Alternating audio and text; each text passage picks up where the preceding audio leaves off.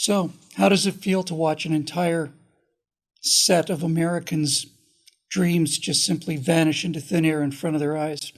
How do you feel when you see millions of people who've been working hard pretty much their entire lives, putting a just endless effort into their passion projects, and now watching those simply dissolve in front of them? How does it feel to see an entire section of American society so filled with despair and anguish that they're barely able to even speak? I don't know about you, but to me, it's just fantastic. I mean, I'm just, no, I wasn't talking about us. I was talking about them. I wasn't talking about us. We're doing fine. Well, we're not doing fine, but we're not doing what they're doing. The entire left-wing agenda is just slip-sliding away, and it's happening faster and faster every day. Be of good cheer. Let's take some examples, why don't we? Critical race theory, which has been taught, actually, you know what? I'm going to interrupt myself here and say that virtually everything that the left has done that has been effective in really seriously damaging this country, I'm not a Pollyanna about this, but serious damage to this country has been done covertly. That's how the left operates, covertly. Nobody knew what they were teaching our kids in school. Nobody knew about what critical race theory really meant when these things were introduced. Everything that they do, they have to do under the surface. They have to do in secret. They have to work on children. They have to, all of it. So when any of this comes to light, it's not just a bad day for them, it's the end of them, because nobody wants to buy what they're selling. So let's go down the list again. Critical race theory being taught in school. Parents are showing up at school board meetings demanding that their children are not being taught to hate themselves, hate their parents, hate everybody who looks like them because of something that they didn't do. And this is a grassroots, very emotional issue that is widespread across the entire country. So there's that. There's the entire grooming thing, which came as an absolute shock after the whole discovery of what CRT being taught in schools was. Now we find out that they're not only trying to turn our kids into young communists and young self-hating racists, they're also trying to turn them into young communist, self-hating, racist, pedophile lovers. The wheels are turning, as usual, with the kind of geological pace that you would expect when a Democrat is in trouble. But nevertheless, the wheels are turning. They're turning and closing in, finally, on that famous felon, Hillary Clinton. As we record this, 5 people who were colluding with her to set up this entire Donald Trump Russian collusion thing with the FBI have taken the fifth. That's always a bad sign. If you're on a team and you've got guys in a courtroom and your side takes the fifth, generally speaking, that's not the side you want to be on. Even though she's gotten away with what she's gotten away with for as long as she's gotten away with it, it simply won't go away. This investigation has actual legs and it's got teeth too. I don't know how it's actually proceeding in this climate, but nevertheless, it is slowly closing in on that most famous of felons and the biggest scandal in American political history. It may actually break. I think that story will break in the same way that I think another enormous scandal is going to break and break soon, and that's the Hunter Biden laptop story. Now, anybody who had any questions about whether or not the 2020 election was tampered with, you don't even have to go to the voting booths to know this. If you can show, and you can, any idiot can, it's openly admitted by these people, that the suppression of a story that wasn't just, as we're beginning to discover and as many of us suspected, wasn't just about the fact that Joe Biden's son is a bit of a, loser, weirdo, drug addict, all of that. If it were just about Hunter, that'd be one thing. If it were just about Hunter benefiting from the influence of his father, that'd be something much, much worse. And if it was about Hunter benefiting from the actions of his father and his father was getting a cut, now you've got actual, genuine, serious trouble for Joe Biden. Not that he's going to be aware of it, of course. The man who's shaking hands with the air just a couple of days ago was basically reined in by one of his keepers, which was the Easter Bunny. He started talking about Afghanistan or Pakistan or something, and the Easter Bunny, the guy in the costume, stood up and said, "Oh, Mr. President, we're wanted over there." And off they went. He's a laughingstock. Kamala Harris is an absolute catastrophe. The latest plan on the part of the Democrats is to send her out to, Buckings, Idaho. And if there is, in fact, a Buckings, Idaho, I apologize for inventing your name. But the only place they can put her is out in the distant country doing tiny, tiny, tiny events in states that they know they're already going to lose. And by the way, if you want to talk about watching an entire political movement slip-sliding away, take a look at this. I pointed this out in the firewall I did called Technocracy, where I talked about collective wisdom and how election betting pools consistently return much more accurate results than polls do. Many polls are slanted intentionally, and even the best ones don't get as close as hundreds of thousands, if not millions of people do when they've got their money on the line. Look at these numbers and look at the trend lines. This is for the House. Take a look at the Senate. This is unprecedented move from people away from the Democratic Party to the Republican Party. The Republican Party's always been outnumbered in terms of the people who identify as Republican versus Democrat. Those days are over. We are now up +10 or something like that in most of these states. They know what's coming. They know it's a bloodbath coming. The Putin inflation strategy didn't stick. And after 2 years of the worst surrender of personal liberties certainly in my lifetime, and I think certainly since the Civil War, we end up with Dr. Anthony Fauci saying, I guess we really ought to leave it up to individual people to determine their own level of risk. The mask mandate was just lifted from airline travel. We have statistics now, hard statistics, showing that the states that did the least in terms of locking down their population survived COVID the best, and the states that locked the people down the most, like the one I live in here in California, did the worst. That's actual data. That's out there. I'm not done yet. Ukraine shows us a couple things that should cheer the hearts of patriotic Americans and cause these communist weirdo psychopaths some more pain. First of all, it's not lost on the American people for the first time in their lives to see what happens when tanks come into your neighborhood and start blowing things up. All of a sudden, the idea of having a rifle in the closet doesn't seem like such a bad idea. And this is the thing I come back to again and again and again and again. It's my training as a screenwriter, and it's why I am so determined to make these messages visual in the future. You can talk about the Second Amendment all you want to. And you can talk about how it protects us from tyranny, and we do, and it doesn't affect people out there because they don't see anything to connect it to.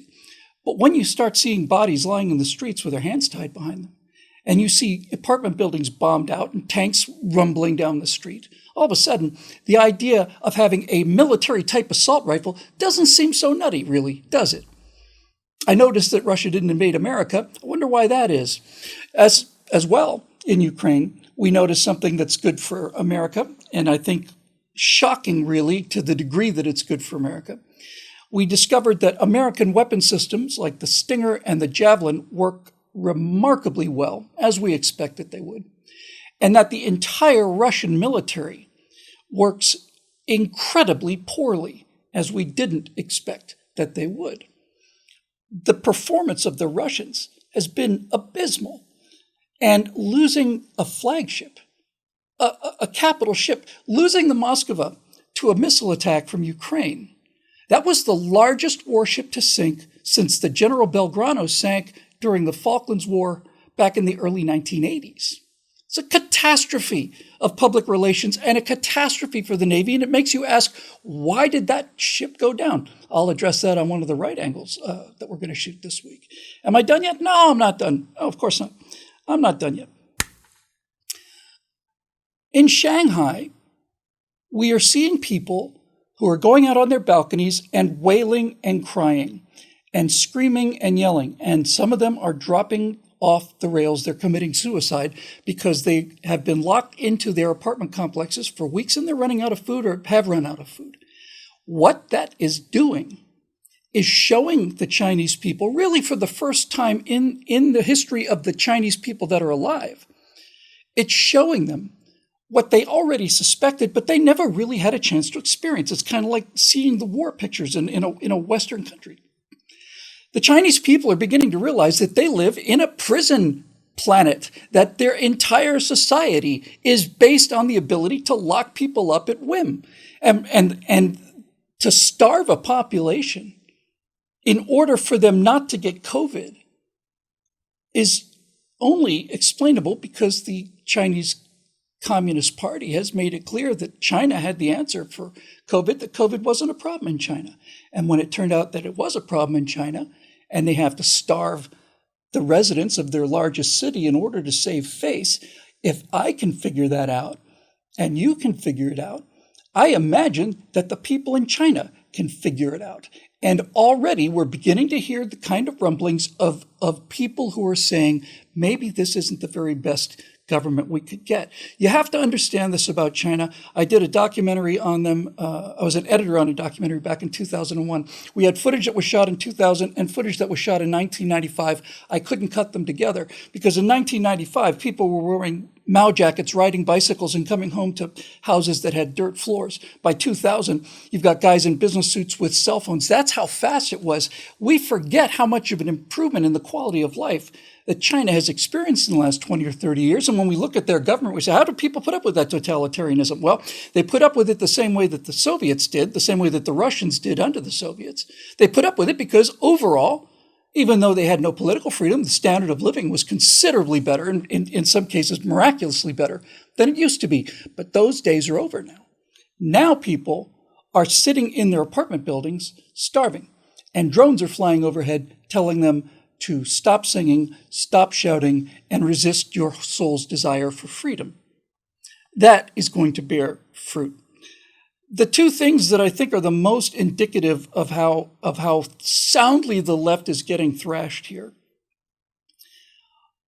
are one of them is a story that's still in motion, and by the time this is recorded and aired, the story might be over. But as I record this, Elon Musk's bid for Twitter is still on the table. Now, it's not the fascinating thing is not that Musk bid on Twitter, although that is in fact a fascinating aspect of it. Watching the level of panic all across the left, not just the people who work at Twitter, but all of the left, looking at the level of hair on fire, running around panic that a capitalist might be able to spend enough money to buy free speech in America, has them mortified, terrified, amplified, anything but dignified. That trend is also going to continue. And finally, it may seem like a small metric, but I think personally this is the biggest metric of all. CNN, the most trusted name in news, America's news source. And you can tell it's America's news source because when you go to the airport, that's what's on the TV monitors. Decided to launch a premium streaming service. And in a burst of creativity, they decided to call it CNN Plus, much the way as Disney Plus or Paramount Plus or any of the rest of these pluses. They expected to get between 1 and 2 million subscribers in their first year and expected that number to go up to 15 or 17 million within 2 or 3 years. But they didn't get 1 million subscribers, and they didn't get 100,000 subscribers. They got 10,000 subscribers. They got 1% of what they expected to get. Not 1% of the audience, not 1% of the market share, 1% of what they expected to get when they launched this enterprise means that even these people have to face the reality of the bubble that they live in. And much more to the point, it goes to show you that people on the left will watch CNN if they have a particular problem with Donald Trump, but they won't watch CNN if it's not about Trump, and they certainly won't pay to watch CNN under any circumstances. Now, that's what's happening in the world politically. Why do I think that this is such great news, and why am I not surprised to see this, and why have I been talking about this for so long? Well, because I believe what Andrew Breitbart said. I believe politics is downstream of culture. That's why I watch the pop culture so carefully. Now, everybody knows that Andrew Breitbart said it, and everybody knows what it means because that was the genius of what Breitbart said. It's self-explanatory. Politics is downstream of culture. What happens in the pop culture first will be reflected later in time in politics. But how does that actually work? What's the mechanism of it? The reason that politics is downstream of culture is because it takes longer to react to politics. You have a presidential election every 4 years. You have an off election every 2 years. But you get to decide what movies you want to watch right now. And you may get to make that decision 10 or 15 times a year. You may get to decide on a practical daily basis what you watch and what you don't watch. And it's easy to go out and see what is succeeding and what is failing. And 3 years ago, all of the woke agenda that was in the pop culture crested and peaked. And people walked away from the pop culture. They walked away from Star Wars, walked away from Star Trek, walked away from all of it. And sure enough, now in the pop culture, they're scrambling to turn that around and go back to making movies the way they used to because they are learning, get woke, go broke. But that was demonstrably proven by immediate metrics like box office receipts and sales of merchandise and all the rest of it. The thing that I was most afraid of never came about.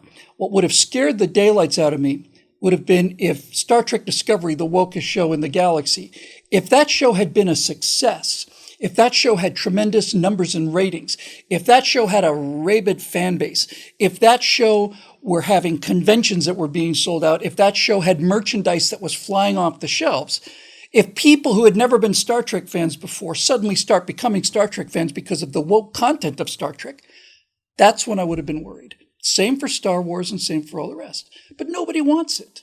It's all failing. It's already failed in the pop culture. And those attitudes which you are able to react to in real time are now beginning to be felt in the 2 to 4 year election cycle, which is why politics is downstream of culture.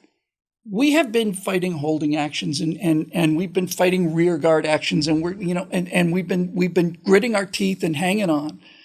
But this is 1943, If you look back in history, 1943, what happened in 1943? Well, not a whole lot, really, 43 was the year that the war turned. Prior to 1943, we were losing. After 1943, it was just downhill all the way in terms of the assured victory over Germany and Japan. That's where we are right now. We're going to see in November something astonishing. And we're going to continue to see it. The President of the United States is a laughingstock. The Vice President is a laughingstock. The Speaker of the House of Representatives is a laughingstock. All three of them are prominent Democrats, and they're all going to go. And I personally, while hating to wallow in the agony and frustration and despair of others, as a general principle, I'm just having the time of my life.